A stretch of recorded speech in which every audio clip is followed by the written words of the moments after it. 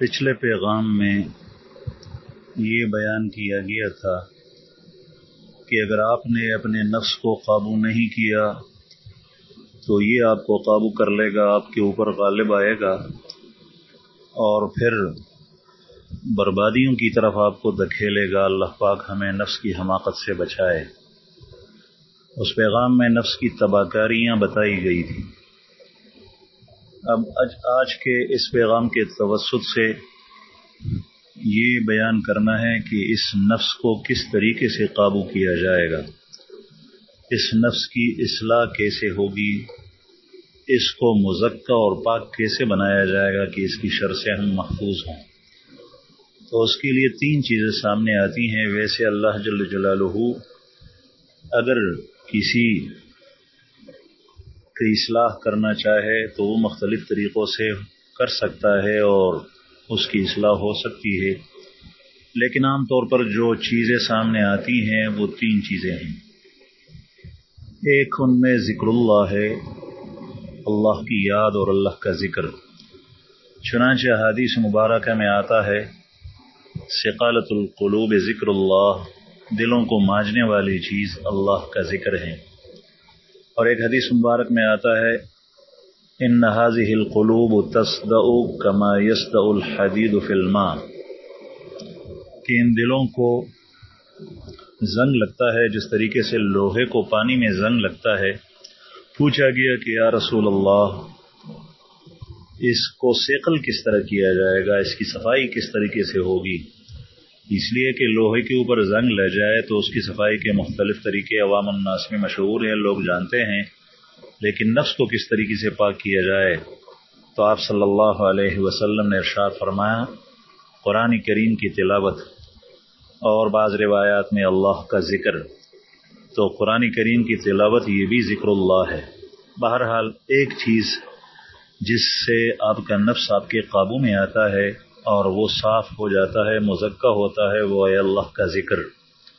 اور یہ اللہ کا ذکر آپ ہر جگہ کر سکتے ہیں، عورتیں بھی کر سکتی ہیں مردوں کے ساتھ۔ وہ گھر کے اندر مصلی پہ بیٹھ کر یا مصلی کے علاوہ کام کاج کرتے ہوئے اللہ کو یاد کر سکتی ہے، اللہ کا ذکر کر سکتی ہے، قرآن پاک کی تلاوت کر سکتی ہے۔ جتنی کثرت سے اللہ کا ذکر کریں گے اتنی جلد ہی آپ کا نفس مزکہ ہوگا۔ دوسری چیز ہے صحبت صالح، اور آج کل صحبت صالح یہ تریاق ہے نفس کی اصلاح کے لیے۔ یعنی آپ کسی اللہ والے کی صحبت میں جا کر بیٹھ جائیں، نیک لوگوں کی صحبت میں جا کر بیٹھ جائیں تو اس سے جلدی آپ کا نفس پاک و صاف ہو جاتا ہے، اس لیے کہ خربوزے کو دیکھ کر رنگ پکڑتا ہے۔ جتنا اثر نفس کے اوپر صحبت صالح کا ہوتا ہے شاید کسی اور چیز کا اس طریقے سے ہو۔ تو بہرحال صحبت صالح سے بھی نفس قابو میں آتا ہے، مزکہ ہوتا ہے۔ لیکن اگر آپ کو صحبت صالح میسر نہ ہو تو آپ اپنے گھر کا معاشرہ اور گھر کی صحبت اپنے اہل و عیال کے ساتھ اس کو آپ نیک بنائیں، انشاءاللہ اس سے بھی آپ کو فائدہ حاصل ہوگا۔ تیسری چیز وہ ہے مخالفت نفس، نفس کی مخالفت کرنا، یعنی نفس کے اندر ایک قسم کے ارادے ابھرتے ہیں اور مختلف قسم کے جذبات اس میں ابھرتے ہیں۔ نفس چاہتا ہے کہ اس کو بالکل مصیبت اس کے قریب بھی نہ آئے اور تکلیف نہ ہو اور ہمیشہ آرام و راحت میں ہو، اور نفس گناہوں کا خوگر ہے، عادی ہے، وہ چاہتا ہے کہ ہر وقت گناہوں کے اندر مبتلا ہو۔ نظر اور بینائی غلط جگہ استعمال ہو، کان غلط جگہ استعمال ہو، ہاتھ پیر غلط جگہ استعمال ہو، نفس یہ چاہتا ہے، لیکن آپ کا نفس قابو میں آئے گا اس کی مخالفت سے، اس لیے کہ یہ آپ کے نفس کے اندر جذبات ابھرتے ہیں، تو آپ ان جذبات پر عمل نہ کریں تو آپ کا نفس خود بخود آپ کے قابو میں آئے گا۔ اور اس کی مثال میں آپ کو چند مثالیں دیتا ہوں۔ نماز کا وقت ہو گیا، آپ کا نفس کہتا ہے کہ نماز نہیں پڑھو، آپ اٹھ کر زبردستی وضو کر کے نماز پڑھنے کے لیے کھڑے ہو جائیں۔ نفل نماز ہے، تہجد پڑھنی ہے، تو آپ کا جی چاہتا ہے کہ کبھی بھی آپ نہ اٹھیں، اس لیے کہ سردی کے موسم میں گرم رضائی میں آدمی پڑا ہوتا ہے تو مزہ آتا ہے، اٹھنے کو جی نہیں چاہتا، اور گرمی کے موسم میں رات چھوٹی ہوتی ہے تو اٹھنا بہت زیادہ مشکل ہوتا ہے، اور نفس یہی کہتا ہے، دباؤ ڈالتا ہے کہ آپ نہ اٹھیں، لیکن یہ خواہشات ہیں، آپ اس کی مخالفت کریں اور اٹھ کر کھڑے ہوں، آپ کے لیے پہلی بار مشکل ہوگا، لیکن دوسری بار اس سے آسان، اور تیسری بار اس سے آسان، اور پھر آہستہ آہستہ یہ آپ کا نفس آپ کے قابو میں آ جائے گا بہت جلد ہی۔ آپ کا نفس آپ کو کہتا ہے کہ زکوٰۃ نہ دو اور صدقہ نہ دیا کرو، اس لیے کہ مال کم ہو جائے گا، آپ اس کے خلاف کریں اور زکوٰۃ دیں اور صدقہ دیا کریں، چاہے آپ کا جی نہ چاہے، نفس آپ کا قابو میں آ جائے گا۔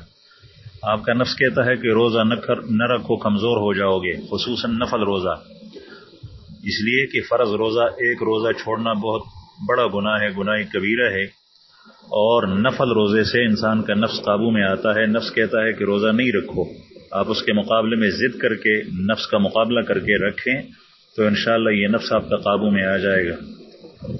آپ کا نفس چاہتا ہے کہ تکلیفیں آئے گی اور مصیبتیں آئے گی، حج پہ جائیں گے تو آپ کا مال بھی کم ہوگا اور ساتھ ساتھ تکلیفیں بھی اٹھانی پڑے گی، تو آپ حج نہ کریں، اس لیے کہ یہ مشکل ہے، لیکن آپ کے اوپر حج فرض ہے۔ آپ نفس کی مخالفت کرتے ہوئے اپنا مال لگائیں اور اللہ کے عبادت کو ادا کرنے کے لیے حج پہ چلے جائیں، اور اس طریقے سے اگر بار بار نفلی حج پہ حج آدمی کرتا رہے، اس سے بھی نفس کمزور ہوتا ہے، قابو میں آتا ہے۔ آپ کا جی چاہتا ہے کہ تلاوت نہ کرو اور یہ خواہش ابھرتی ہے تو آپ اس کے مقابلے میں تلاوت کریں۔ آپ کو اپنا نفس کہتا ہے کہ تسبیحات نہ پڑھو، آپ تسبیحات پڑھیں اور اپنے وقت پہ بیٹھ جائے، چاہے آپ کا نفس نہ چاہے۔ آپ کا جی چاہتا ہے کہ اجنبیہ کی طرف دیکھو اور غیر محرم کی طرف نظر اٹھاؤ، آپ اس کے خلاف کر کے ہرگز نہ دیکھے، چاہے جتنی بھی خواہشات اور جذبات دل کے اندر اور نفس کے اندر ابھریں، آپ اس کے خلاف کریں اور نظر کو کبھی بھی اس کی طرف اٹھا کر نہ دیکھیں۔ آپ دیکھیں کہ آپ کے دل کے اندر کس طریقے سے ایمانی لذت محسوس ہوگی، اور اس طرح بار بار کرنے سے آپ کا نفس آپ کے قابو میں آ جائے گا۔ آپ کا جی چاہتا ہے کہ غلط جگہ کے اوپر نظر ڈالو، چاہے وہ اسکرین میں ہو یا بے نوری دنیا میں ہو، آپ اس کے مقابلہ کر کے نہ ڈالیں تو آپ کا نفس قابو میں آتا ہے۔ اور کبھی خواتین کو نفس کہتا ہے کہ سر ننگا کرو، باریک کپڑے پہنو اور پردہ نہ کرو، تو آپ اس کی مخالفت کر کے معاشرے کو ٹکرا کر اور نفس کی بات نہ مان کر اس کی مخالفت کریں، اور چہرے کے اوپر نقاب لٹکائیں اور وہ کپڑے نہ پہنے جو باریک ہیں، جس سے بازو آپ کے نظر آتے ہوں، تو اس طریقے سے آپ کا نفس انشاءاللہ قابو میں آ جائے گا، پھر آپ کے لیے نیکی کرنا اور گناہوں کو چھوڑنا بہت زیادہ آسان ہوگا۔ آپ کا نفس کہتا ہے کہ رشوت کا مال لو اور سود کا مال لو، آپ اس کی مخالفت کر کے نہ لیں، اور کئی بار اس طرح کرنے سے آپ کا نفس آپ کے قابو میں آ جائے گا۔ آپ کا نفس کہتا ہے کہ اس شخص نے آپ کے حق تلفی کی ہے اور اس طریقے سے اس نے آپ کو نیچا کر دیا، آپ اس کو گالی دو، اس کو مارو، لیکن آپ اس کی مخالفت کر کے کچھ بھی نہ کہیں۔ چنانچہ رسول اللہ صلی اللہ علیہ وسلم کو کوئی کافر برا بلا کہہ رہا تھا، حضرت ابوبکر صدیق رضی اللہ عنہ بھی کھڑے تھے، تو آخر میں ابوبکر صدیق رضی اللہ عنہ نے شخص کو سخت و سست کہا، اس لیے کہ نبی کریم صلی اللہ علیہ وسلم کو برا بلا کہہ رہا تھا۔ آپ صلی اللہ علیہ وسلم نے ارشاد فرمایا کہ ابوبکر، فرشتہ آیا تھا اور میری طرف سے دفاع کر رہا تھا، اگر آپ یہ نہ کہتے۔ چنانچہ جب آپ نے جواب دیا تو وہ فرشتہ چلا گیا۔ آپ کو آپ کا نفس کہتا ہے کہ یہ چیز پڑی ہے اور اس کو چوری کرنا آسان، اور اس کو اٹھاؤ، کوئی آپ کو دیکھنے والا نہیں۔ آپ اس کی نفس کی مخالفت کرتے ہوئے آپ اس کو نہ اٹھائیں اور اپنی جگہ کے اوپر چھوڑ دیں، مالک آئے گا اس کو اٹھا کر لے جائے گا۔ اس طریقے سے آپ کا نفس قابو میں آئے گا۔ اس طریقے سے مختلف مجاہدے کرتے ہوئے، اس کو مجاہدہ کہتے ہیں، اور نبی کریم صلی اللہ علیہ وسلم نے ارشاد فرمایا کہ موقع پر کہ تم جہاد اصغر ہے سے جہاد اکبر کی طرف لوٹ کر آئے ہو، اس لیے کہ نفس کا مجاہدہ اور نفس کے ساتھ جہاد کرنا یہ مسلسل ہوتا ہے۔ نفس کی مخالفت یہ نفس کے ساتھ جہاد ہے اور مجاہدہ ہے۔ مختلف چیزیں نفس آپ کو کہتا ہے کہ یہ کھاؤ اور پیٹ بھر کر کھاؤ، اس طریقے سے یہ پہنو، یہ سو، لیکن وہ چیزیں خلاف شرع ہیں، یا آپ کا نفس اس سے خوش اور موٹا ہوتا ہے، آپ اس کے خلاف کریں تو اس طریقے سے آپ کا نفس آپ کو قابو میں آ جائے گا اور انشاءاللہ آپ کو ترقی ہوگی۔ بعض لوگ یہ کہتے ہیں کہ میرے دل کے اندر غلط قسم کے وساوس آتے ہیں جس کی وجہ سے میں نیک اعمال نہیں کر سکتا، تو شیطان کا کام کیا ہے؟ وہ تو وسوسے ڈالتا ہی ہے. اور نفس کا کام کیا ہے؟ اس کے اندر تو غلط خواہشات ہی ابھرتی ہیں. اور اللہ جل شانہ جو مومن کو جنت دیتا ہے اور اپنی رضا اور خوشنودی سے نوازتا ہے اور آخرت کے اندر دائمی زندگی میں ہر قسم کی چیزیں اس کو دے گا، تو وہ اسی لیے کہ دنیا کے اندر نفس کے ساتھ یہ کشمکش رہتی ہے. اگر نفس انسان کا فطری طور پہ اس کے موافق ہوتا تو پھر تو کسی بات کی ضرورت ہی نہیں تھی. پھر تو انسان خود بخود جس طریقے سے ایک مشین ہے اس سے نیک اعمال صادر ہوتے. اور اللہ پاک نے اس طریقے سے ایک مخلوق کو پیدا فرمایا بھی ہے، وہ ہے فرشتے. فرشتے اللہ جل شانہ کہ وہ پاکیزہ مخلوق ہے جن کے ساتھ نفس نہیں ہے اور شیطان ان کو دھوکہ نہیں دے سکتا. تو یہ تو فرشتے موجود ہیں. پھر انسان کی پیدائش میں حکمت ہی کیا ہے. اور اللہ جل شانہ حکیم اور دانا ہے، اس کے ہر کام میں حکمتیں ہیں. اس نے انسان کو جو پیدا فرمایا ہے تو اس میں حکمتیں ہوگی. تو اللہ پاک نے اس کو اس طریقے سے بنایا ہے کہ اس کے ساتھ نفس بھی ہے، اس کے ساتھ شیطان بھی لگا ہوا ہے، اور اس کی ترقی اس طریقے سے ہوگی کہ یہ نفس اور شیطان کی مخالفت کرے. اللہ پاک ہمارے نفس کو مزکہ بنائے اور ہمارے قابو میں اور شریعت کے قابو میں لے آئے.